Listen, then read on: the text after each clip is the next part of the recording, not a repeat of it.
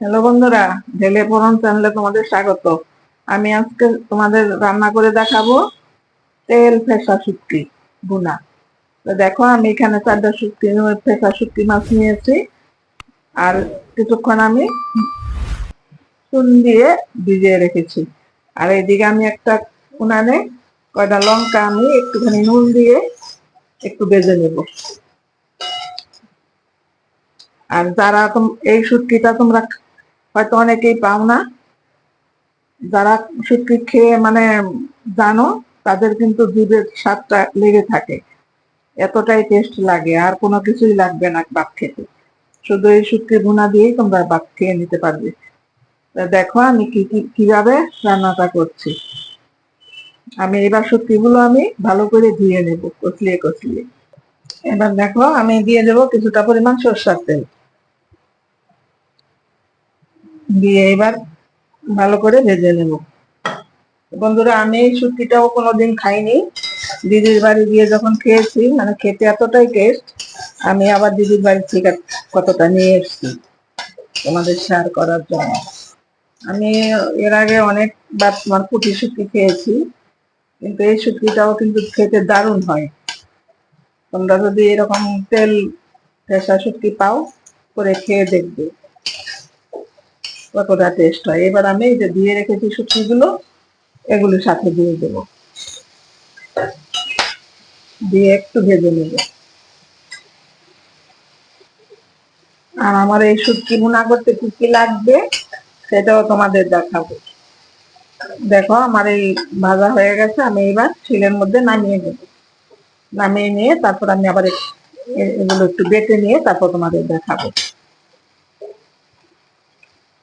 আর এই দিকে দেখো, আমি নিয়েছি কিছুটা পরিমাণ রসুন থেতো করে, আর 4টা পেঁয়াজ কেটে নিয়েছি মাঝারি আকারে।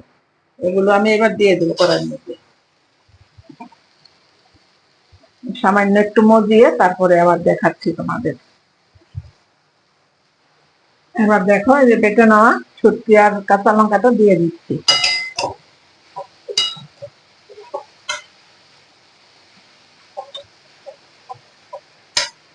রান্না করাটা এতটাই সহজ যে কেউ একবার দেখলেই পারবে। আর দিয়ে দিচ্ছি কিছুটা শুকনো লঙ্কা।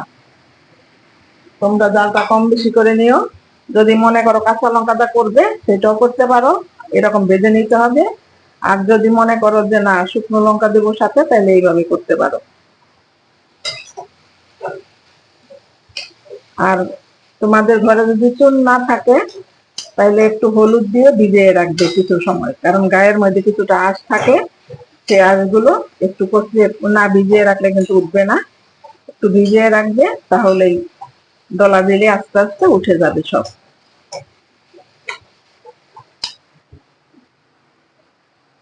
এবার আমি দিয়ে দেব পরিমাণ মতো লবণ, আর দেব পরিমাণ মতো হলুদ, আর এই যে শিলনোড়াটা ধুয়ে কিছুটা জল দিয়ে দিব। এবার আমি সমানে নাড়াচাড়া করতে থাকবো, আর খেয়াল রাখতে হবে যেন লেগে না যায়, লেগে গেলে কিন্তু আবার ভালো লাগবে না খেতে।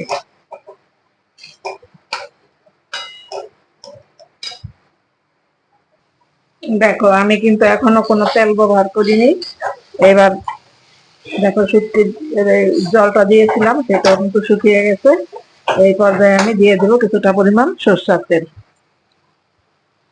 রান্না এতই সোজা, তেমন কোনো কিছু লঙ্কা হলুদ ছাড়া আর কিছুই তেমন লাগে না, আর খেতে তো দুর্দান্ত হয়। যারা শুটকি খেয়ে জানো, তারাই বুঝতে পারবে যে এটা টেস্ট কতটা।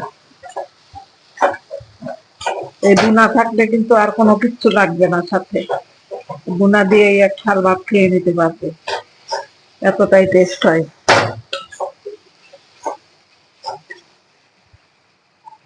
এবার আমি আর সামান্য একটু তেল দিয়ে দেবো, কারণ তেলটা বন্ধুরা তোমরা একবারে বেশি দিতে যাবে না, তেল আবার বেশি হয়ে গেলে কিন্তু আবার খেতে ভালো লাগবে না। তেল তেল লাগবে, কম করে করে দেবে, আর এরকম করে ভেজে নেবে আস্তে আস্তে। যারা শুটকি পছন্দ করো বন্ধুরা, দেখে কিন্তু ঠিক জিভে জল চলে আসবে। এতটাই লোভনীয় একটা খাবার।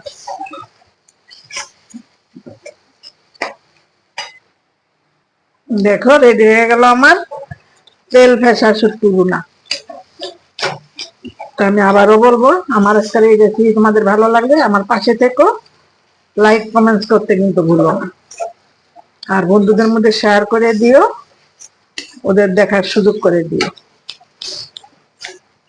এবার তোমাদের বেড়ে দেখাচ্ছি আমি কতটা লোভনীয় হয়েছে।